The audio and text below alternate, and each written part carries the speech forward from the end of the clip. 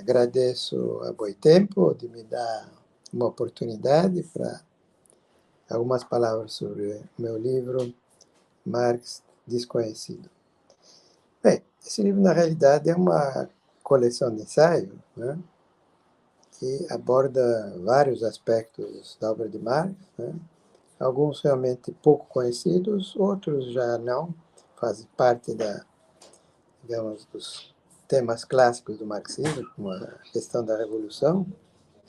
Então, é isso, né? Quer dizer, o objetivo do livro é esse, trazer para a discussão do marxismo temas como a ecologia, né, que me parece fundamental, a questão da relação entre comunismo e romantismo, anticapitalista, a questão do feminismo, da opressão das mulheres. Tem um texto interessante de Marx que eu procuro comentar sobre o suicídio, etc.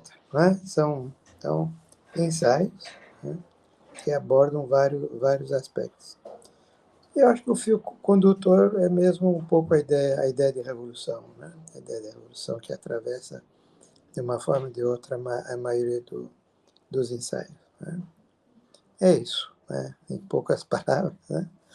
É uma contribuição para a discussão entre os marxistas, a esquerda revolucionária.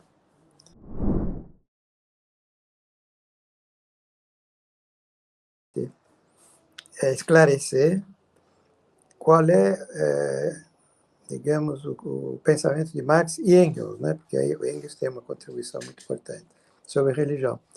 Realmente costuma se resumir a temática marxista sobre a religião com uma frase de Marx, né, famosa: a religião é o ópio do povo. Né? Então, eu lembro nesse ensaio que essa frase não vem de Marx, ela já era usada por vários outros autores, né? Feuerbach, Heine, Moses Hess, etc. Né? E, segundo, ela corresponde a um momento ainda de Marx, que Marx era um neo-hegeliano de esquerda, né? Ainda tinha uma visão idealista, para a qual a religião era uma essência, não é? Uma essência ahistórica, que, bem, não se situa em termos sociais, políticos, em termos filosóficos, não é? Um pouco idealistas. Então,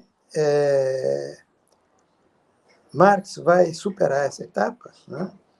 Já na ideologia alemã e nos escritos posteriores, quando ele passa a utilizar o método que a gente chama hoje em dia marxismo, né, o materialismo histórico, isto é, de analisar a religião com outras formas da ideologia como expressão das classes sociais, da luta de classes. Né? Então, a religião não é uma essência abstrata, histórica, é uma das formas da ideologia, né, ou da cultura, se quiser, que sempre estão inseridas num contexto histórico preciso e num contexto de luta de classe. E quem vai analisar a religião deste ponto de vista, do materialismo histórico, é mais bem o Engels, que tinha mais interesse pela religião do que Marx. Então, Engels, no livro dele sobre a Guerra dos Camponeses na Alemanha, movimento do século XVI, ele analisa como várias correntes religiosas correspondem aos interesses de várias classes sociais. Né? E algumas correntes são a serviço da monarquia absoluta, outras mais reformistas, né? E havia uma corrente revolucionária, né? Uma corrente religiosa, cristã revolucionária, cujo teólogo era chamado Thomas Müntzer, que Engels caracteriza como uma espécie de precursor do comunismo. Né? Então, isso mostra, eu acho que a conclusão é que nós temos que utilizar esse método para analisar o que são fenômenos religiosos. Né? Não se trata de uma discussão abstrata e metafísica sobre a religião, se ela é idealista ou materialista, isso não tem muito interesse, né? O interessante é ver como cada forma religiosa, cada igreja, cada corrente religiosa se relaciona no campo da luta de classes. Isso eu acho que vale também para o Brasil, para a América Latina, né?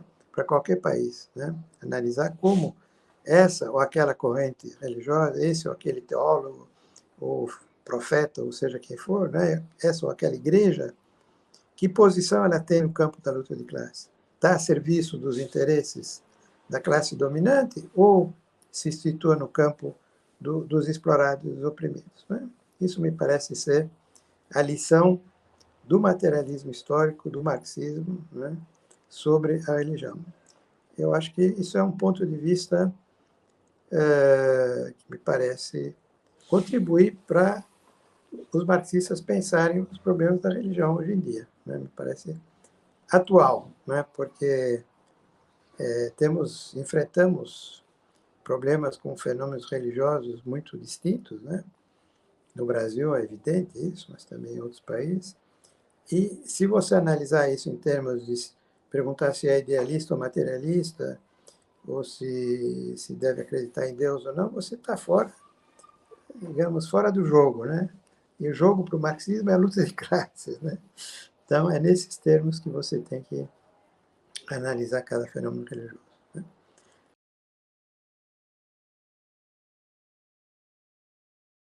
Um capítulo polêmico do livro é o sobre Marx e Engels, comunistas românticos, né? Que vem com, acho que, um ponto de interrogação, se não me engano, né? Porque a resposta é que não é bem assim, eles não eram comunistas românticos, mas o comunismo deles, de Marx e Engels, tem raízes românticas, entre outros, não é? Não só, mas entre outros. Bom, mas para entender isso, isso é polêmico, quer dizer, muitos marxistas, quando ouvem falar em romanticismo, saem correndo, né? Agora, o que é o romantismo do ponto de vista marxista? É um protesto contra a civilização capitalista industrial moderna, tal como ela se forma na época da Revolução Industrial, no século XVIII até hoje, em nome de valores ou de imagens do passado, né? Esse passado pode ser a Idade Média ou pode ser um passado primitivo, os povos indígenas, né? Então, há vários tipos de passado. E há vários tipos de romantismo, né? Alguns que são regressivos, se não reacionários. Eles querem voltar ao passado. Mas há outros tipos de romantismo que são revolucionários. Eles não querem voltar ao passado, mas querem dar uma volta pelo passado em direção ao futuro, à utopia, à revolução, né? Esse é o romantismo revolucionário. E o primeiro romântico revolucionário era o Jean-Jacques Rousseau, né? Eu diria que ele é praticamente o fundador do romantismo, no século XVIII. E no livro dele sobre as origens da desigualdade, que é um livro que Marx e Engels estudaram com muita atenção, ele faz uma crítica muito dura da civilização. Ele diz que o ser humano na civilização moderna, ele é um escravo, né? Enquanto que o índio, ele fala do índio das Caraíbas, né? O índio era um homem livre, e um homem livre que não aceita o jugo da servidão de forma nenhuma. Ele está disposto a lutar, né, a ferro e fogo para defender a sua liberdade. Bom, agora, o Rousseau não propunha aos europeus de voltar a viver como os índios das Caraíbas, né, no século XVIII.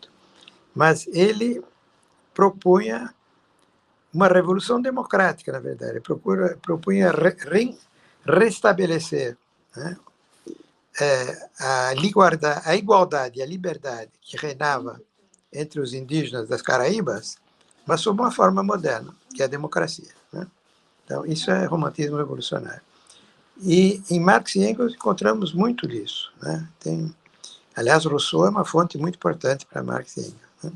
Mas são outros também, outros pensadores românticos, né? Têm um papel importante na formação do pensamento de Marx e Engels. Eles são citados, referidos, tanto escritores como Balzac, Charles Dickens, etc., né? Como pensadores, até economistas românticos. Existem economistas românticos como o Sismondi, que Marx naturalmente vai criticar por ser pequeno burguês, Mas ele toma muito de Sismondi, tem algumas páginas sobre Sismondi no Manifesto Comunista, e Marx e Engels reconhecem uma dívida com Sismondi, porque a crítica que ele fez do capitalismo, eles se apropriam, né? Enfim, nesse capítulo, então, eu procuro mostrar que Marx e Engels, claro, se inspiraram, entre suas fontes está a economia política inglesa, o idealismo alemão, o socialismo francês, mas tem uma outra fonte, que é o romantismo, né? O romantismo anticapitalista. E essa outra fonte geralmente não é tomada em consideração. Né? Então, esse é o tema desse capítulo, né? Que é polêmico, porque eu sei que muitos dos meus amigos marxistas não engolem esse argumento. Né? Então, faz parte da discussão, né? Essa proposta minha. É um pouco estranho, né? O tema dele não é um tema habitual de Marx, né? Ele fala sobre o suicídio. Mas o que é interessante é que quase todos os casos de suicídio que ele analisa são mulheres. E são mulheres que se suicidam porque sofrem da opressão patriarcal, né? Elas sofrem de maridos que as oprimem, as proíbem de sair de casa, as maltratam, enfim, insultam, etc. Então, ele, né, denuncia a condição de opressão das mulheres, não só as mulheres operárias, como faz o Capital, mas todas as mulheres, né, qualquer que seja a sua origem, são vítimas dessa opressão patriarcal. Né? Então, é muito interessante esse ensaio, porque talvez é o escrito mais feminista de Marx. Né? É o escrito de Marx em que a questão da opressão da mulher está realmente no centro. Então, eu acho que vale a pena também recuperar isso para a herança do marxismo.